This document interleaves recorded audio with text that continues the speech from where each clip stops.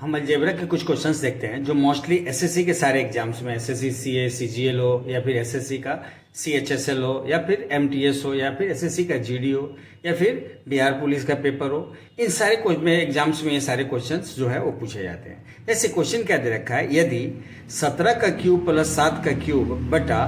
17 का square plus 7 का square minus के बराबर है 24, तो आपको के का वैल्यू बताना है।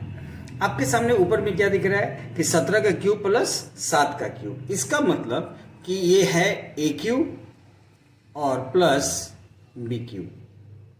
और A cube plus B cube का फॉर्मूला होता है A plus B into A square plus B square minus A B. अब यहां पे यदि हम इसको देखें तो यहां पे ये क्या हो जाता है, यदि हम इसको तोड़ें तो ये क्या हो जाता है, जैसे मेरे को क्या दे रखा है 17 का क्यूब और प्लस 7 का क्यूब। यदि इसको हम ए क्यूब प्लस बी क्यूब के फार्मूला पर यदि हम तोड़ें तो क्या होगा 17 प्लस 7, और इधर हो जाएगा ए का स्क्वायर यानी 17 का स्क्वायर प्लस 7 का स्क्वायर माइनस 17 गुना 7। अब यदि ये वैल्यू हम यहां पे देखें तो मेरे को क्या दे रखा है 17 प्लस 7, यानी 17 प्लस 7 क्या है 24, यानी ये वैल्यू इससे पूरा कैंसिल हो जाएगा। तो नीचे यहां पे क्या है, तो के की जगह पे क्या आएगा 17 गुना 7, और 17 गुना 7 क्या होता है, ये आपका होता है 119। यानी मेरा जो आंसर है वो ये वाला पोर्शन आंसर होगा, क्योंकि ये मेरे को दे रखा है 17 स्क्वायर प्लस 7 स्क्वायर बस माइनस 17 गुने 7 के जगह पर उसने यहाँ पे के पुटअप कर रखा है। तो इसका आंसर हो जाएगा 17 में यदि हम 7 से गुना करेंगे तो ये आएगा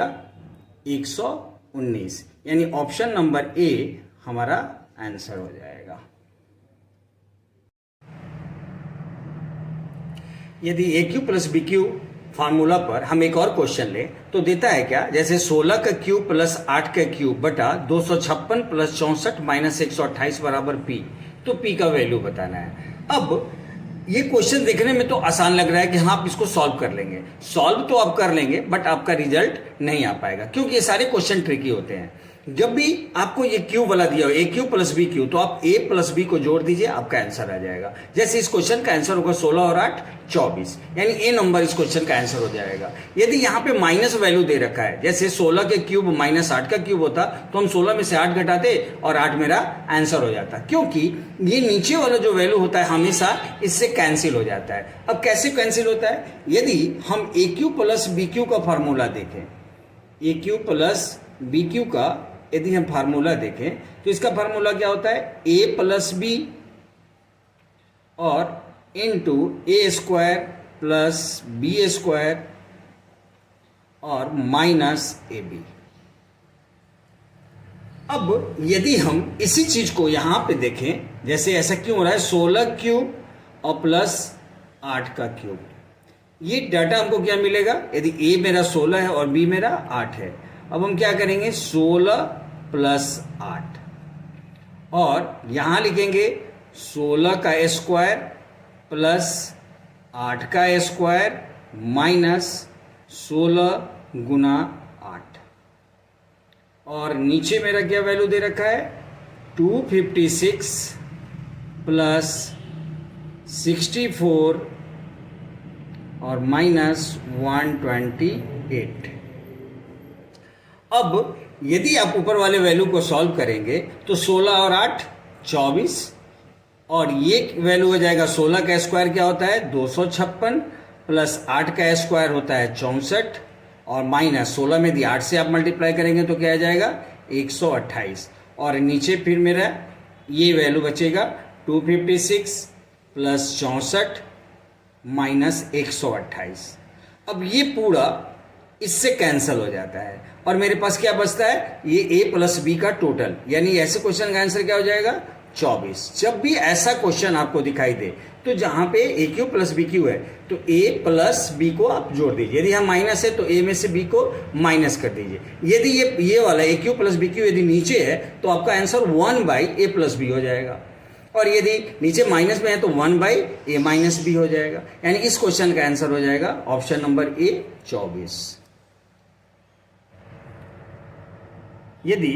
ए क्यू माइनस बी क्यू के टाइप का यदि एक क्वेश्चन हम लें तो एक क्वेश्चन दे रखा है जैसे 25 का स्क्वायर प्लस 25 प्लस 125 बटा 25 का क्यू माइनस 5 का क्यू बराबर के, तो हमको के का वैल्यू बताना है। अब यहाँ पे अभी मैंने बताया तो प्लस वाले में हम क्या करते हैं कि ये यदि प्लस होता है तो इसको जोड़ देते हैं। अब यहाँ पे माइनस में और ये नीचे है हर में, तो ये 1 बटा हो जाएगा। यदि इसका आंसर हमको ओरली बताना हो तो इसका आंसर हो जाएगा 25 में से 5 माइनस करेंगे 20, 1/20 हमारी डी नंबर ऑप्शन हमारा आंसर हो जाएगा। अब ऐसा क्यों होता है?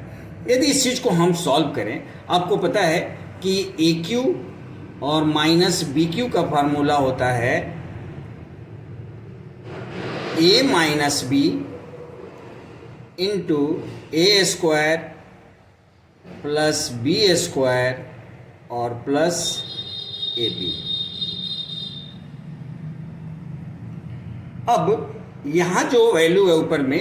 ये क्या दे रखा है मेरे को, यदि इस इक्वेशन को हम यदि सॉल्व करके देखें तो ऊपर में है 25 का स्क्वायर प्लस 25 प्लस 125, नीचे है A cube minus B cube. हम यदि इसको सॉल्व करें तो क्या होगा, ए माइनस बी इंटू ए का स्क्वायर यानी 25 का